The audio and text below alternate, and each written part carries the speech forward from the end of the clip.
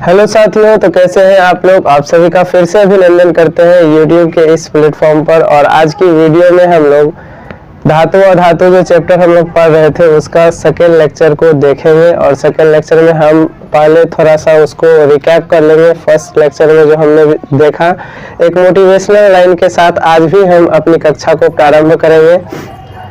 मंजिल अगर आसमान पर है तो मुझे उसे उतारना है। मंजिल अगर आसमान पर है तो मुझे उसे उतारना है। अगर सब मेरे खिलाफ है तो सबको हारना है। इसी लाइन के साथ आज की क्लास को हम लोग कंटिन्यू करते हैं। देखिए, हम लोग पिछली क्लास में देखे थे कि भौतिक गुण के आधार पर धातु और अधातु के क्या अंतर होते हैं। तो पहला उसमें हम देखे चमक। धातु में एक विशेष प्रकार की चमक होती है जिसे धातुई चमक बोलते हैं, और धातु में किसी प्रकार की चमक नहीं होती। यानी धातु चमकीले होते हैं और धातु चमकीले नहीं होते हैं। परंतु कुछ अधातु जैसे आयोडीन और ग्रेफाइट चमकीले होते हैं, और ये क्या है, अधातु है। दूसरा हमने देखा उष्मा और विद्युत की सुचालकता या चालकता। तो धातु जितने भी होते हैं वो उष्मा और विद्युत के चालक होते हैं, अधातु नहीं होते हैं। परंतु एक इसका अपवाद है ग्रेफाइट, जो कि अधातु है, जो विद्युत का क्या होता है, चालक होता है। तो अब बाद में क्या ध्यान रखेंगे, ग्रेफाइट विद्युत का चालक होता है। तीसरा है अवस्था। अब अवस्था की बात करें तो धातुएं प्रायः कठोर होती है, यानी ठोस अवस्था में होती है। एक धातु का नाम है पारा, जिसे मरकरी भी बोलते हैं। संकेत Hg होता है, जो कि द्रव अवस्था में होता है। तो पारा जो है ये द्रव अवस्था में होती है। अब अधातु द्रव, ठोस और गैस तीनों में होती है। तो एक द्रव है ब्रोमीन जो है अधातु होकर किस अवस्था में, द्रव अवस्था में रहता है। बाकी कुछ गैस है। तो धातुएं तीनों अवस्था में होगी, ठोस, द्रव और गैस। धातुएं प्रायः ठोस होती है। एक है पारा जो कि द्रव होता है। तो ये अब बात हो गया कि ऐसा धातु जो द्रव होता है पारा, जिसका संकेत Hg होता है। और दूसरा क्या है, अधातु। अधातु में आपको ध्यान रखना है ब्रोमीन एक अधातु है जो द्रव अवस्था में रहता है। बाकी कुछ गैस और ठोस अवस्था में भी होते हैं। उसके बाद है आघात वर्ध्यता। तो धातु को जब हम लोग गर्म करते हैं और उसको पीटते हैं तो उसके चादर बनाए जा सकते हैं। धातु को गर्म करके उसे पीटकर चादर बनाने की प्रक्रिया है, वो हमारा आघात वर्ध्यता कहलाती है। ऐसा सिर्फ धातुओं में होता है। अधातु को गर्म करके पीटेंगे, चकनाचूर हो जाएगा, यानी अधातु भंगुर होते हैं। ठीक है। तन्यता। तन्यता का मतलब धातु को गर्म करके उसके तार जब हम लोग खींच लेते हैं तो यह धातु का जो गुण है वो तन्यता कहलाता है। आपको पता होगा 1 ग्राम सोना से 1 ग्राम सोना, जिसका संकेत यही होता है, इससे 2 किलोमीटर तक लंबा तार खींचा जा सकता है। उसके बाद है नेक्स्ट हमारा घनत्व। तो धातुओं के घनत्व उच्च होते हैं और धातुओं के घनत्व कम होते हैं। कुछ ऐसे धातु हैं जिनके घनत्व क्या होते हैं, निम्न होते हैं, जैसे कि सोडियम, पोटासियम, मैग्नीशियम और एल्युमिनियम। इसके घनत्व कम होते हैं, इसलिए इसको हल्की धातु भी कहा जाता है। अब धातु के रासायनिक गुण में विभेद हम लोग देखें तो सबसे पहला है धातु धनायन होती है। आपको पता है धातु इलेक्ट्रॉन का त्याग करता है। जो भी चीज इलेक्ट्रॉन का त्याग करता है उस पर प्लस चार्ज आता है, यानी कि धन आवेश आता है। तो धातु पर कैसा आवेश आएगा, धन आवेश, इसलिए धातु धनायन होते हैं। और उस जिस पर अधातु जो होते हैं वो इलेक्ट्रॉन को एक्सेप्ट करते हैं, ग्रहण करते हैं, तो इसलिए उस पर माइनस का आवेश आता है ना। अब आप कर्ज लीजिएगा तो आप ऋणी हो गए, लेकिन अब आप दान दीजिएगा तो आप धनी हो जाते हैं। ओके, तो अब नेक्स्ट हम लोग देखते हैं कि धातु जो होते हैं वो अवकारक की तरह व्यवहार करते हैं और अधातु ऑक्सीकारक की तरह व्यवहार करते हैं। कि धातु क्या अवकारक की तरह व्यवहार करते हैं और धातु ऑक्सीकारक की तरह व्यवहार करते हैं। एक अपवाद में आपको कार्बन ध्यान में रखना है। कार्बन अधातु है, लेकिन यह क्या करता है, अवकारक की तरह व्यवहार करता है। जैसे C+O2 मिलकर बनता है CO2। तो कार्बन से में ऑक्सीजन जुड़ रहा है तो कार्बन का क्या हुआ, ऑक्सीकरण। और जिसका ऑक्सीकरण होता है वो तो अवकारक होता है। तो यहाँ पर ये अवकारक की तरह व्यवहार कर रहा है। उसके बाद है धातु की अम्ल से अभिक्रिया। तो धातु जब अम्ल से अभिक्रिया करता है तो हाइड्रोजन गैस देता है, और धातु अम्ल से अभिक्रिया नहीं करते हैं। धातु जब जल से अभिक्रिया करता है तो भी हाइड्रोजन गैस देता है, और धातु अधातु जो है जल से अभिक्रिया नहीं करते। ये सब इसके रासायनिक गुण हो गए। आप पिछली वीडियो को देखेंगे तो सारा कुछ समझ में आएगा, उसमें डिटेल से बताया हुआ है। तो चलिए आज की क्लास में अब हम लोग आगे के टॉपिक को कंटिन्यू करते हैं।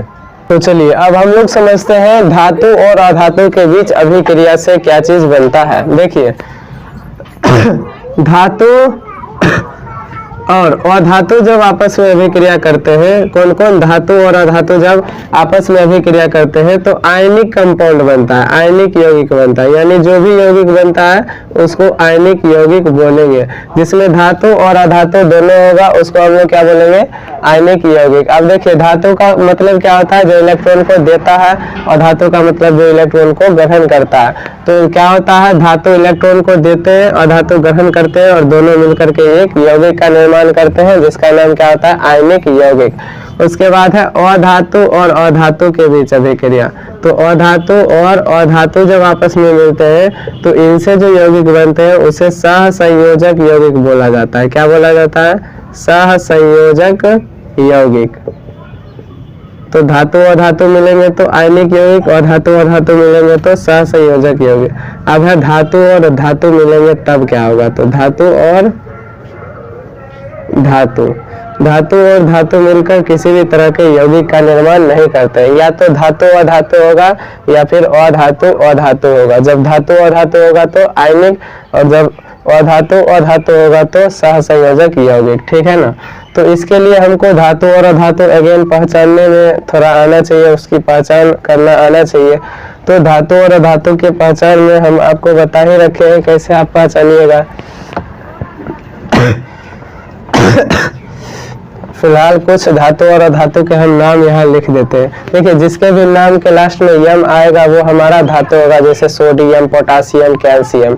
एक को छोड़कर जो कि है हीलियम। आपको पता है हीलियम एक अक्रिय तत्व है, तो हीलियम को छोड़कर जितने भी तत्व हैं जिसके नाम के लास्ट में यम आता है वो धातु होंगे।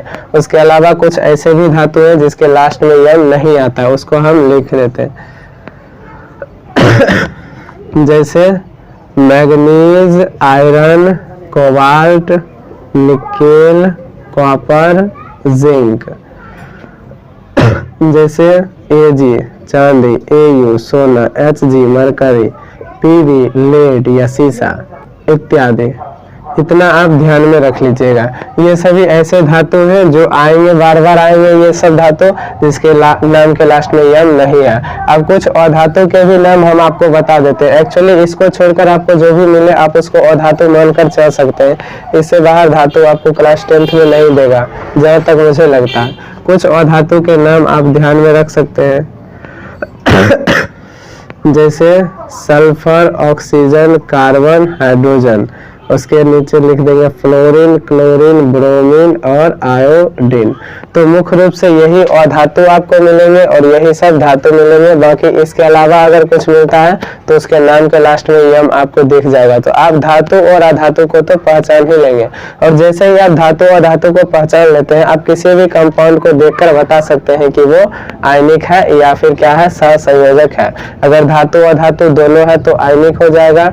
अगर क्या होगा, सिर्फ अधातु अधातु होगा तो वो क्या हो जाएगा, सहसंयोजक। तो चलिए अब हम पहचानते हैं। तो जैसे है H2 में क्या है, दो क्या है, हाइड्रोजन ही है। हाइड्रोजन क्या होता है, अधातु होता है। तो ये क्या हो जाएगा, हमारा सहसंयोजक यौगिक हो जाएगा। ठीक है। Cl क्या है, क्लोरीन। इसमें देख लीजिए अधातु है तो ये हमारा क्या हो जाएगा, सहसंयोजक यौगिक। यहाँ देखिए कार्बन और हाइड्रोजन दोनों अधातु है तो ये भी क्या हो जाएगा, सहसंयोजक यौगिक।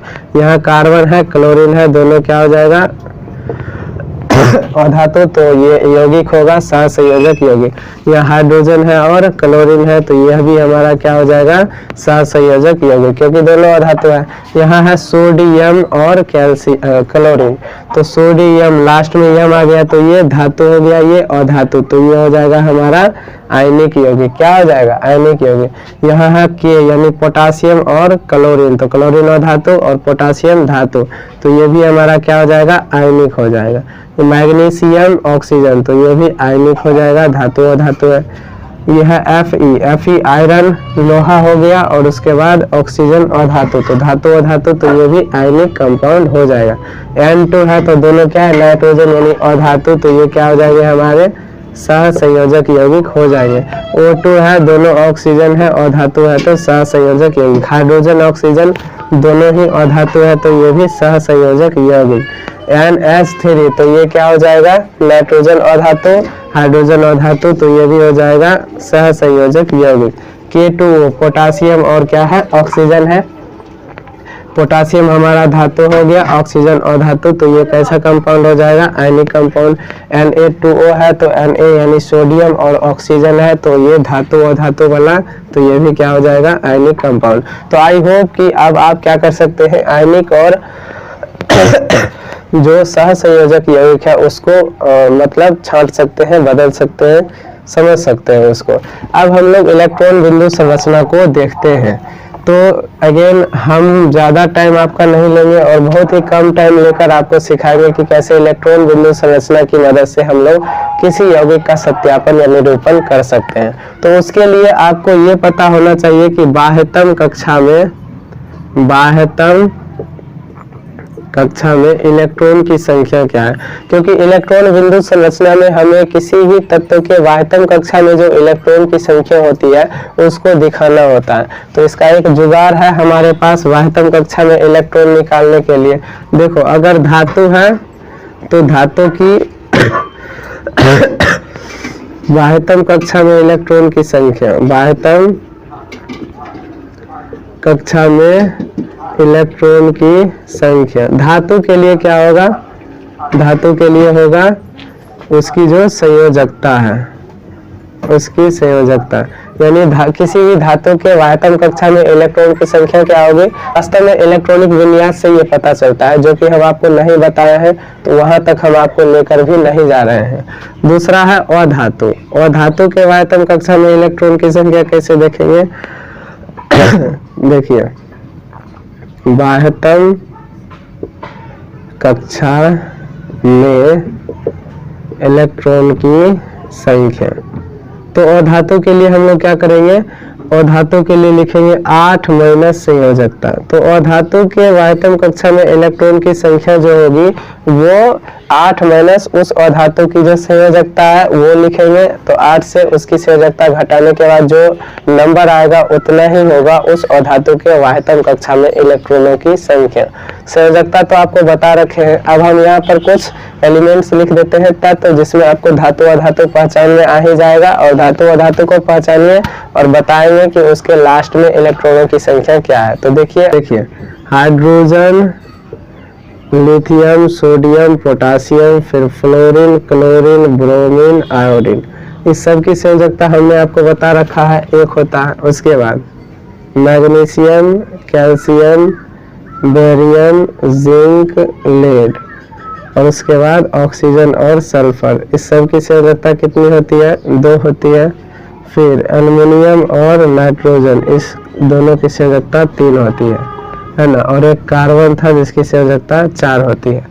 एक बात ध्यान रखिएगा, अभी जो हम आपको बताए कि धातु के बाह्यतम कक्षा में इलेक्ट्रॉन की संख्या कितनी होती है, जितनी उसकी संयोजकता होती है, और अधातु में जो इलेक्ट्रॉन की संख्या होती है बाह्यतम कक्षा में वो 8 में से उसकी संयोजकता को घटाकर जो नंबर आता है उतना होता है।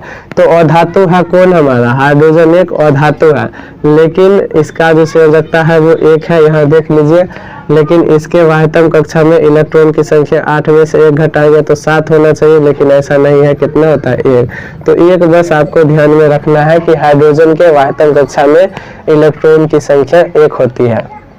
अब अगर ये पूछे ना कि कोई भी तत्व या कोई भी एलिमेंट जो है वो आपस में भी क्रिया क्यों करता है, तो भैया सबको स्टेबिलिटी चाहिए। जितने भी इस ब्रह्मांड में वस्तुएं हैं, पदार्थ है, सब अस्थाई होना चाहता है, और ये तत्व भी अस्थाई होने के लिए ही क्या करता है, आपस में संयोग करता है। तो इसीलिए इनके जो अभिक्रिया होती है ये इनकी अस्थायित्व प्रदान करने के लिए ही होती है। फिलहाल ये सब थ्योरी की बात है जो मैं ज़्यादा आपको करता नहीं हूँ। थ्योरी आप किताब से भी पढ़ सकते हैं, मेरा काम है समझाना। यहाँ पर देखिए ये सब क्या है, लिथियम, लास्ट में यम लग गया, सोडियम और पोटासियम, तो लास्ट में यम लग गया तो ये सब हमारे धातु हो गए। ऑल्दो हाइड्रोजन हमारा अधातु होता है, आपको पता है, लेकिन फिर भी हाइड्रोजन के जो संयोजकता है एक, तो हाइड्रोजन के भी वाह्यतम कक्षा में इलेक्ट्रॉन की संख्या 1 होती है। तो हाइड्रोजन हो गया या लिथियम हो गया या सोडियम हो गया या पोटासियम हो गया। अब देखिए ये पोटासियम है तो 4 साइड होता है हमारा, ये और ये, कहीं भी अगर ये गया तो कहीं भी हम दे सकते हैं, यहाँ भी दे सकते हैं, यहाँ भी दे सकते हैं, यहाँ भी दे सकते हैं और नीचे भी दे सकते हैं, तो कहीं भी एक इलेक्ट्रॉन दिखा सकते हैं। तो ये तो हो गया धातु का इलेक्ट्रॉन बिंदु निरूपण। अब वो धातु है हमारा फ्लोरीन, क्लोरीन, ब्रोमीन, आयोडीन, संयोजकता कितना है, 1 है। तो हम क्या ध्यान में रखे हैं, अधातु के बाह्यतम कक्षा में इलेक्ट्रॉनों की संख्या क्या होगी, तो अधातु की जो संयोजकता है उसको 8 से घटाइए। तो जैसे फ्लोरीन के बारे में हमको देखना है कि इसके बाह्यतम कक्षा में इलेक्ट्रॉनों की संख्या क्या होगी। तो फ्लोरीन की संयोजकता कितनी होती है, 1, तो 8 में से 1 घटाएंगे तो 7, यानी इसके बाह्यतम कक्षा में इलेक्ट्रॉनों की संख्या कितनी हो जाएगी, 7 हो जाएगी। तो कैसे दिखाएंगे, पहले चारों तरफ दिखाएंगे, 1 2 3 4, फिर 5 6 7। तो इस तरह से हम निरूपित कर देंगे कि फ्लोरीन के बाह्यतम कक्षा में इलेक्ट्रॉन की संख्या 7 है। नेक्स्ट आगे बढ़ते हैं, जैसे क्लोरीन, इसकी भी संयोजकता कितनी होती है, 1 होती है, और ये है अधातु, तो बाह्यतम कक्षा में इलेक्ट्रॉन की संख्या 8 से घटाइए तो कितना हो जाएगा, 7। तो 7 यहाँ भी दिखाएंगे, 1 2 3 4 5 6 7। तो इस तरह से आप दिखा सकते हैं, है ना। उसके बाद हम लोग यहाँ देखते हैं मैग्नीशियम, कैल्शियम, बेरियम, जिंक। तो जैसे जिंक को ही हम लोग ले लेते हैं तो जिंक की संयोजकता कितनी है, 2, और जिंक क्या है, धातु है। तो अगर धातु है तो इसके इलेक्ट्रॉनों की संख्या बाह्यतम कक्षा में इसके संयोजकता के बराबर, तो जिंक की संयोजकता कितना, 2, तो इसके बाह्यतम कक्षा में 1 2, कितने इलेक्ट्रॉन हो जाएंगे, 2 हो जाएंगे। वैसे ही मैग्नीशियम हो या कैल्शियम हो, इसके भी बाह्यतम कक्षा में इलेक्ट्रॉन की संख्या 2 ही होता है। उसके बाद अगर ऑक्सीजन के बाह्यतम कक्षा में इलेक्ट्रॉन की संख्या देखें तो ऑक्सीजन चूंकि अधातु है, संयोजकता 2 है, तो क्या करेंगे, 8 में से 2 घटा लेंगे तो कितना होगा, 6। तो इसके बाह्यतम कक्षा में इलेक्ट्रॉन की संख्या 6 होगी। 6 को कैसे दिखाएंगे, 1 2 3 4 5 6, इस तरह से दिखाएंगे। वैसे ही अगर सल्फर का दिखाएंगे तो 1 2 3 4 5 6, क्योंकि सल्फर का भी संयोजकता 2 है, सल्फर भी क्या है, हमारा अधातु है।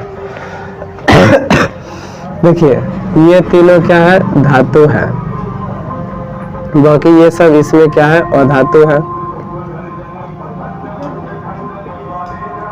ओके, हाइड्रोजन भी अधातु है, लेकिन इसके बाह्यतम कक्षा में इलेक्ट्रॉन की संख्या 1 होती है। अब इसमें जो भी ये रो में आपको दिख रहा है, ये सब क्या है, धातु है, और यहाँ जो दिख रहा है ये अधातु है। मैंने जानबूझकर इसको अलग रखा। अब जैसे एल्युमिनियम है, यम लास्ट में लग गया तो धातु हो गया। अब इसकी संयोजकता कितनी है, 3 है, तो इसके बाह्यतम कक्षा में इलेक्ट्रॉन की संख्या 3 हो जाएगी। वहीं नाइट्रोजन है, ये भी क्या है, इसकी भी संयोजकता 3 है, लेकिन ये अधातु है, तो इसमें इलेक्ट्रॉन की संख्या क्या करेंगे, जितना संयोजकता है उसको 8 में से घटा कर देखेंगे। तो 3 है इसकी संयोजकता, 8 में से घटाएंगे तो 5 आएगा, तो 5 इसके बाह्यतम कक्षा में इलेक्ट्रॉन की संख्या होगी। तो 1 2 3 4 5, तो ये इसकी क्या हो जाएगी, इलेक्ट्रॉन बिंदु संरचना हो जाएगी। अब कार्बन के बारे में देखें तो कार्बन एक अधातु है, और कार्बन के संयोजकता कितना है, कार्बन का 4, तो 8 में से 4 घटाएंगे 4 ना आएगा, तो इसके बाह्यतम कक्षा में इलेक्ट्रॉन की संख्या 4 होता है। तो इस तरह से हम इलेक्ट्रॉन बिंदु संरचना के मदद से किसी भी जो तत्व दिया होगा उसका निरूपण कर सकते हैं। मोस्ट जो आता है सबसे ज्यादा वो यही सब तत्व आता है, यही सब हम आपको लिख दिए। यहाँ एल्युमिनियम क्या है, धातु है, और यहाँ क्या है, नाइट्रोजन अधातु है, कार्बन क्या है, अधातु है।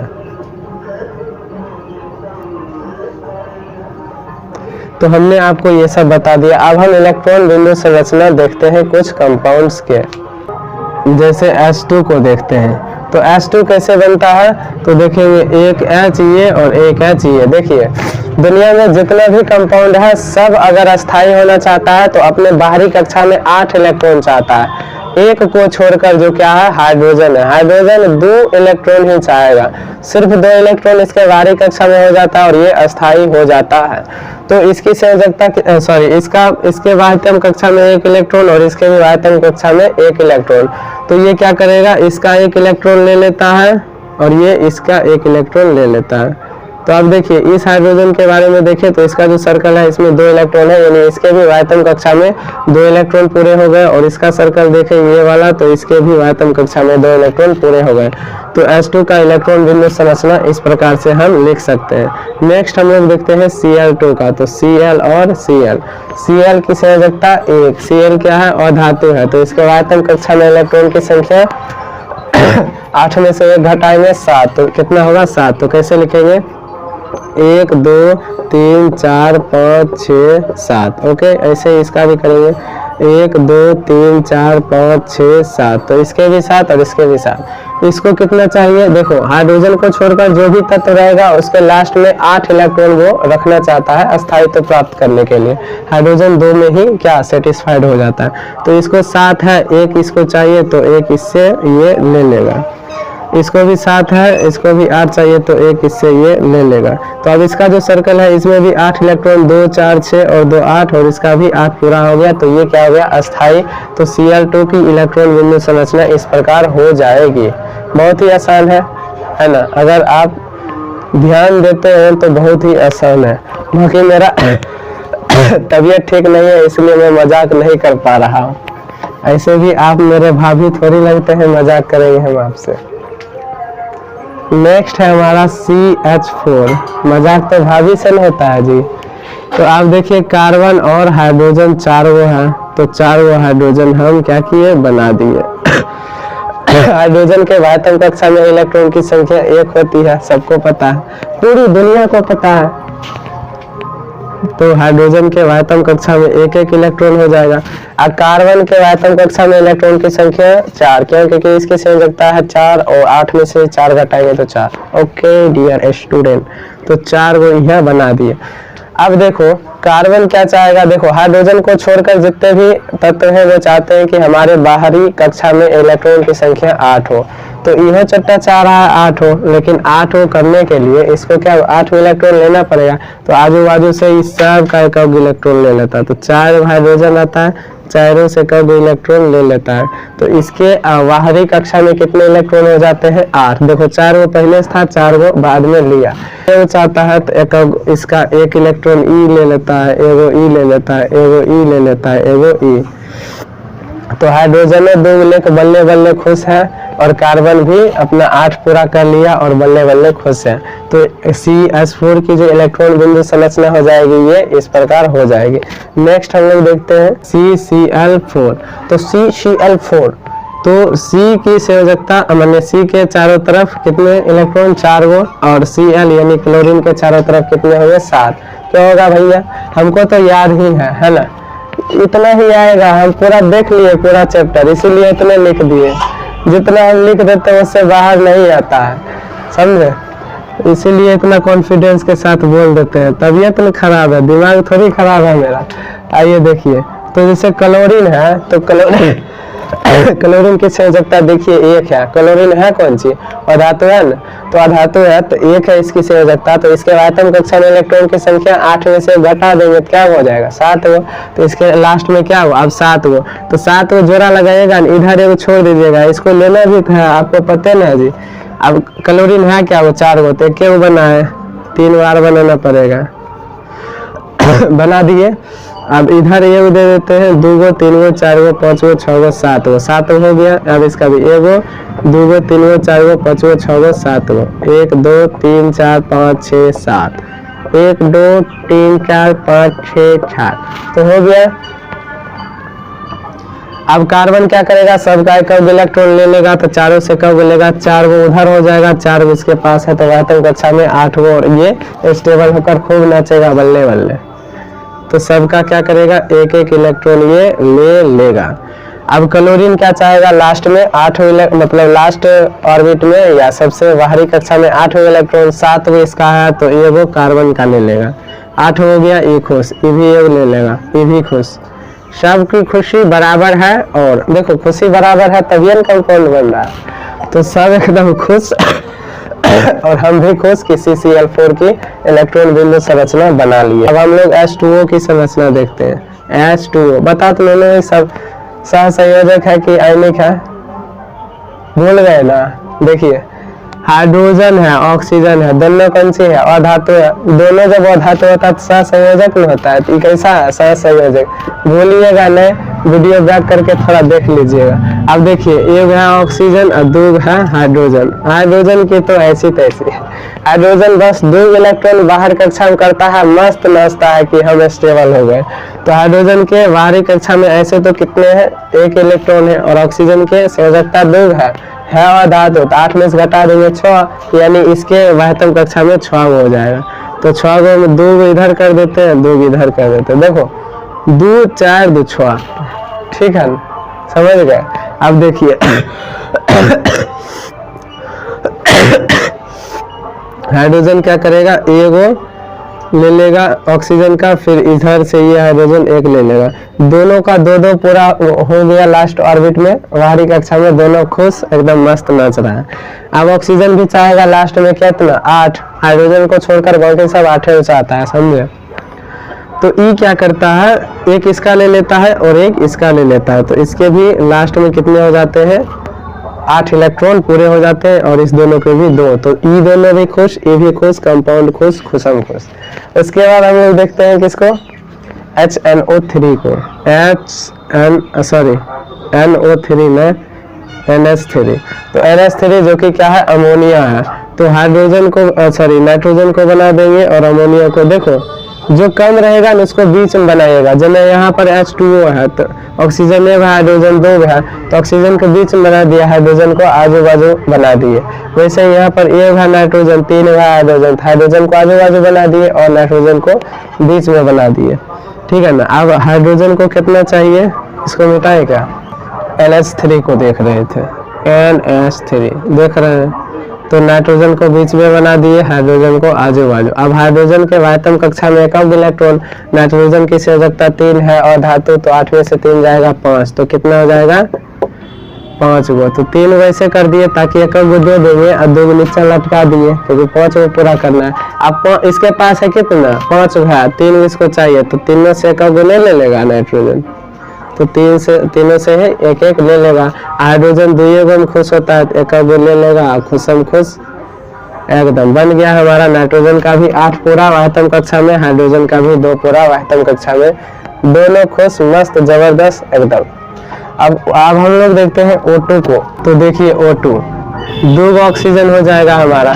अब ऑक्सीजन के वाह्यतम कक्षा में इलेक्ट्रॉन की संख्या बताइए कितना, 6 गो, क्यों, क्योंकि ऑक्सीजन की संयोजकता 2 है, ऑक्सीजन और धातु है, 8 में से 2 घटाएंगे 6 है, तो 1 2 3 4 5 6, 1 2 3 4 5 6, चलो कैसे भी भर दिए। अब इसको कितना इलेक्ट्रॉन चाहिए, 2 चाहिए, तो इसका 2 इलेक्ट्रॉन लेगा। यहाँ 2 देते हैं तो अच्छा से बनाते, पर कोई नहीं, कैसे भी हम लोग बना सकते हैं। चलो यहाँ 2 कर देते हैं, और इसका भी यहाँ 2 कर देते हैं, ये कहीं से हटा देते हैं। तो इस ऑक्सीजन को भी 2 इलेक्ट्रॉन चाहिए, लास्ट में 6 है, 2 गो लेगा तो 8 हो, तो 8 हो रहेगा तब ना स्थायी रहेगा। और इसको भी 8 हो चाहिए, तो ये भी 2 कर लेगा, तो दोनों 2-2 इलेक्ट्रॉन की शेयरिंग करता है, और दोनों मस्त खुश, दोनों के लास्ट में 8 इलेक्ट्रॉन पूरे हो जाते हैं। बाकी कैसे भी टेस्टार भी बनेगा तो कोई दिक्कत नहीं है, 2 इलेक्ट्रॉन 4 गो कार्बन के आजू बाजू हो गया, ऑक्सीजन के आजू बाजू कितना 6 गो चाहिए, ठीक है। तो 6 है, इसको 2 मिल जाएगा तो ये भी स्टेबल, 6 है, इसको 2 मिलेगा तो स्टेबल, 4 है, 2 उधर से लेगा, 2 इधर से, तो 8 हो जाएगा, ये भी स्टेबल। तो CO2 का इलेक्ट्रॉन बिंदु संरचना इस प्रकार हो जाएगा। नेक्स्ट हम लोग देखते हैं N2 की। N2 2 गो क्या है, नाइट्रोजन है, नाइट्रोजन की संयोजकता 3 है और धातु, तो 8 में से घटाएंगे 5, तो 5 गो रहेगा, इसके लास्ट में चाहेगा क्या वो 3 गो, तो 3 गो इसका इधर कर देते हैं, 2 बचेगा, इसका भी 3 इधर कर देते हैं, 2 बचेगा, तो 5 है, 3 गो लेकर खुश, इसके पास भी 5 है, ये भी 3 गो लेकर खुश, तो दोनों क्या करेगा इस तरह से इसका इलेक्ट्रॉन बिंदु संरचना हो जाएगा।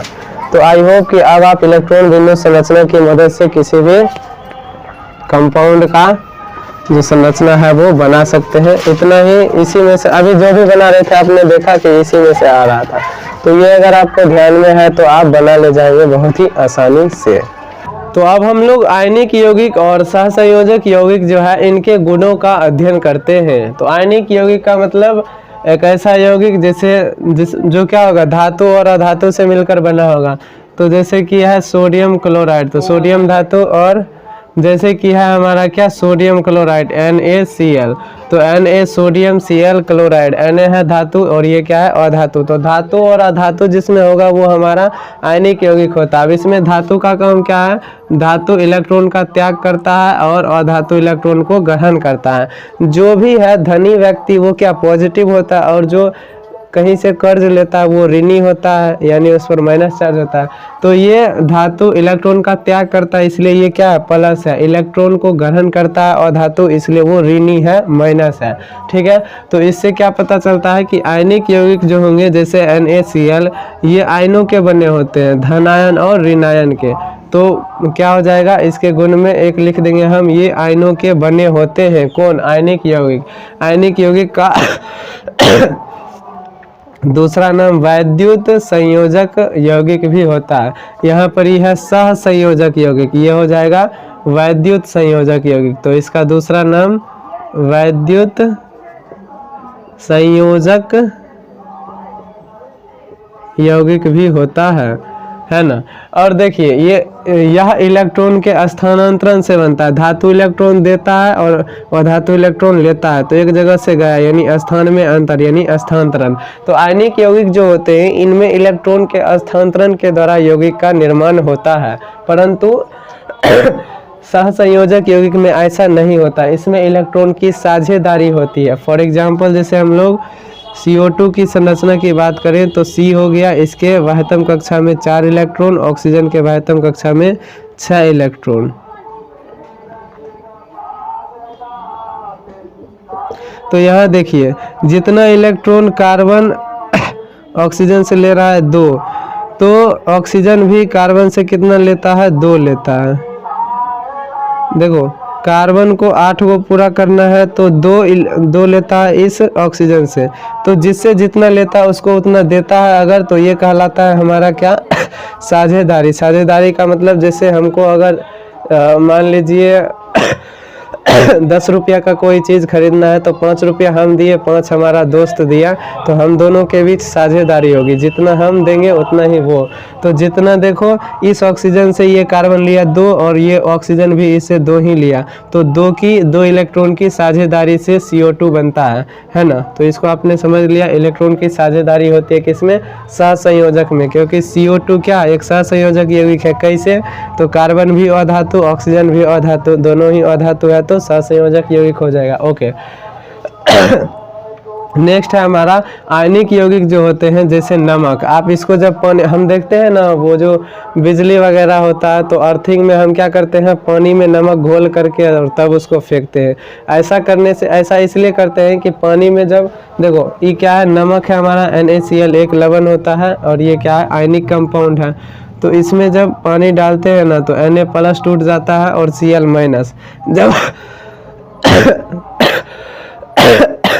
जब ये आयन में टूट जाता है तो ये आयन क्या करता है, विद्युत का प्रवाह करने लगता है। कब, जब ये पानी में टूटता है। पूछेगा क्या, ठोस आयनिक यौगिक में बिजली प्रवाहित होगी, तो आंसर इज नो। ठोस अगर है तो नहीं होगा। आयनिक यौगिक को जब हम पानी में घुला देते हैं तभी वो क्या करता है, आयन में टूटकर बिजली का प्रवाह करता है। तो इसलिए आयनिक यौगिक जल में विलय होते हैं किंतु कार्बनिक विलायक में अविलय होते हैं। कार्बनिक विलायक में क्या होते हैं, अविलय। कार्बनिक विलायक के कुछ उदाहरण अभी हम आपको बता देंगे। फिलहाल याद रखिए जो ये आयनिक यौगिक होते हैं वो जल में विलय और कार्बनिक विलायक में क्या होते हैं, अविलय होते हैं। और नेक्स्ट है हमारा कि यह जलीय विलयन की अवस्था में विद्युत का सुचालन करते हैं, जो कि अभी हमने आपको बता रखा है। अब सहसंयोजक यौगिक में ये इलेक्ट्रॉन के साझेदारी से बनते हैं। वैद्युत संयोजक यौगिक क्या होते हैं, आयनिक यौगिक के ही दूसरे नाम होते हैं। अब ये ठोस, द्रव, गैस तीनों में होता है, जैसे ग्लूकोज और यूरिया। देखे ना, ग्लूकोज एक बहुत पेस्ट, छोटू सा पेस्ट आता है, मतलब एक ग्लूकोज का पाउच आता है, तो उसमें वो क्या ठोस में रहता है। और यूरिया भी आप देखे हैं जो हम लोग उर्वरक के रूप में खेत में डालते हैं। द्रव अवस्था में बेंजीन, एसीटोन, CH2 और नेफ्थलीन। देखिए बेंजीन, एसीटोन, CH2, नेफ्थलीन, ये सब जो है ये सब क्या हो जाएंगे, यही सब का दूसरा नाम हम लोग कार्बनिक विलायक भी देते हैं। कार्बनिक विलायक में वही ना जो द्रव अवस्था में रहेगा दूसरे को घुलाएगा वो विलायक है। तो द्रव अवस्था में जो कार्बनिक यौगिक रहते हैं बेंजीन, एसीटोन, CH2 यानी कार्बन डाइसल्फाइड, नेफ्थलीन, ये सब क्या हो जाएंगे हमारे कार्बनिक विलायक हो जाएंगे। नेक्स्ट है हमारा, ये जो होते हैं सहसंयोजक यौगिक, ये जल में प्रायः अविलय होते हैं और कार्बनिक विलायक में घुलते हैं, यानी बेंजीन, एसीटोन, CH2 या नेफ्थलीन में ही घुलेगा।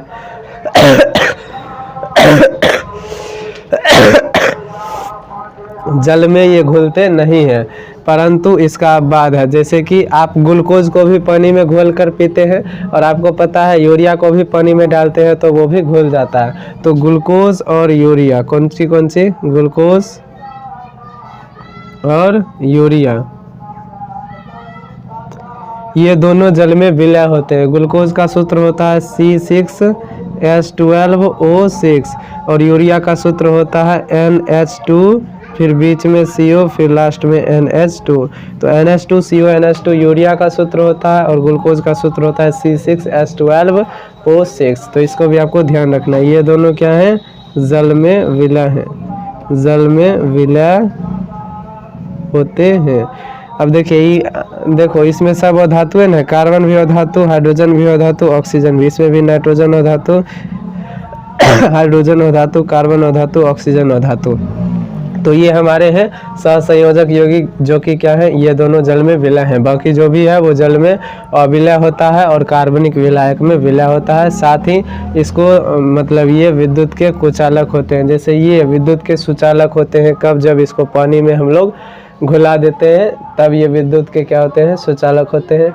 तो आज की वीडियो में हम लोग इतना ही देखते हैं। नेक्स्ट वीडियो में हम लोग क्या करेंगे, जो नेक्स्ट टॉपिक है जैसे खनिज, अयस्क क्या होते हैं, प्रमुख अयस्क के नाम क्या है, किसी तत्व के किसी धातु के, और धातु का निष्कर्षण किस प्रकार होता है, अयस्कों का सांद्रण कैसे करते हैं, ये सब हम नेक्स्ट वीडियो में कवर करेंगे। और तब हमारा ये धातु और धातु नाम का चैप्टर भी कंप्लीट हो जाएगा। मैं टारगेट लेकर चल रहा हूँ कि एक चैप्टर को 3 वीडियो में कंप्लीट कर देना है।